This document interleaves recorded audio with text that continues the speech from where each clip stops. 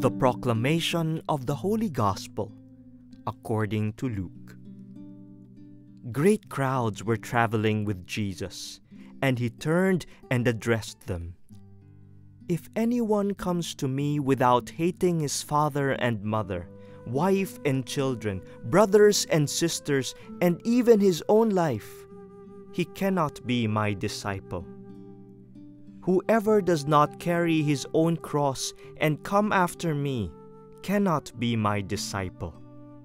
Which of you, wishing to construct a tower, does not first sit down and calculate the cost to see if there is enough for its completion? Otherwise, after laying the foundation and finding himself unable to finish the work, the onlookers should laugh at him and say, "This one began to build, but did not have the resources to finish." Or what king, marching into battle, would not first sit down and decide whether with 10,000 troops he can successfully oppose another king advancing upon him with 20,000 troops? But if not, while he is still far away, he will send a delegation to ask for peace terms. In the same way, any one of you who does not renounce all his possessions cannot be my disciple. The Gospel of the Lord. Our Gospel for this Sunday comes from St. Luke, the 14th chapter. We have been struggling with this question of addressing human questions, trying to find solutions to our questions or problems, trying to find ways in order to respond to the concerns of life. But how do we even approximate the mind of God so that it is not only the human mind that operates in our facing human concerns, but we are mindful of the mind of God? That's the main concern that we dealt with in the first reading from the book of wisdom. We cannot even understand ourselves. Our decisions are timid. Our decision-making is blurred by the weight of so many concerns. We don't even know how to read our mind. So how can we read the mind of God so that our human decisions and actions would be more in keeping with the mind of God? And the answer of the first reading is we have to be open to wisdom from above. The wisdom that God gives. For it is by the wisdom of God that we are able to read also somehow the mind of God.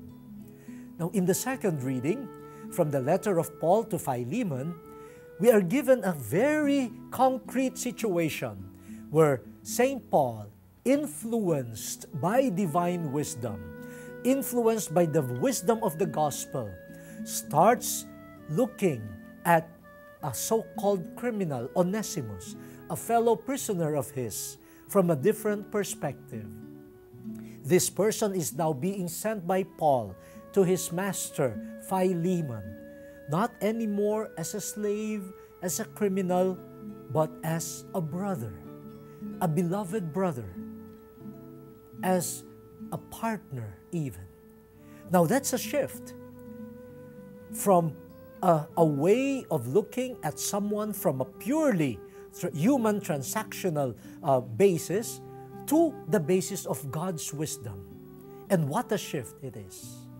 Now, in the gospel for today, this concern is brought to our attention in the context of discipleship. All of us want to follow Jesus. Lahat po tayo gustong sumunod kay Jesus. But we have to realize, following Jesus is not a matter of human estimation, human calculation, and human deliberation. When we hear the demands of discipleship, I'm sure we will all cringe. We will all run away. Because as human beings, some of these demands really do not make sense. Some of them are even or can be considered brutal. And so the invitation is for us to be able to follow Jesus, to be able to respond to His call. We need a certain type of conversion. We need to be converted to the wisdom of God.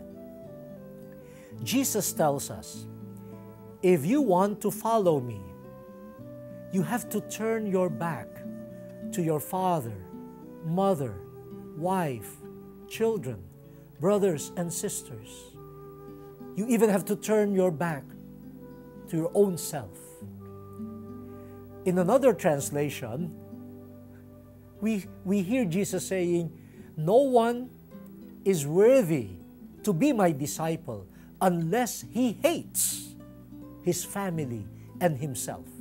Now, wow, what a harsh word, hating.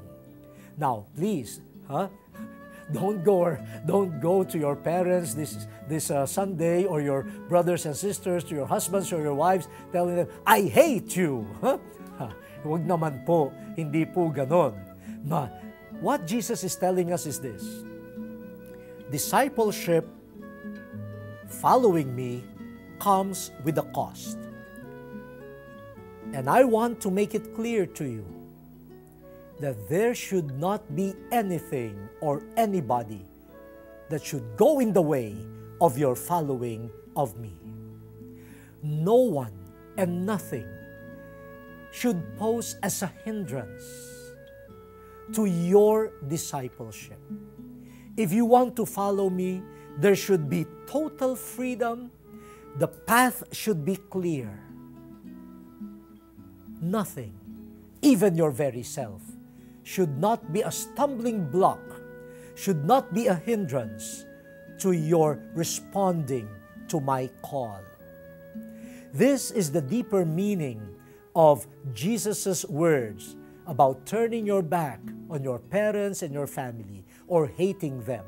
It is not to harbor ill feelings or to entertain evil thoughts, but it is really a demand of total freedom. There should not be anything or any person that could hold me back from following the Lord. When we go to the book of Deuteronomy, we hear there, you should love the Lord your God with all your strength, with all your mind, with all yourself, with all your soul. Now, Jesus is repeating that in a different way. He demands our all.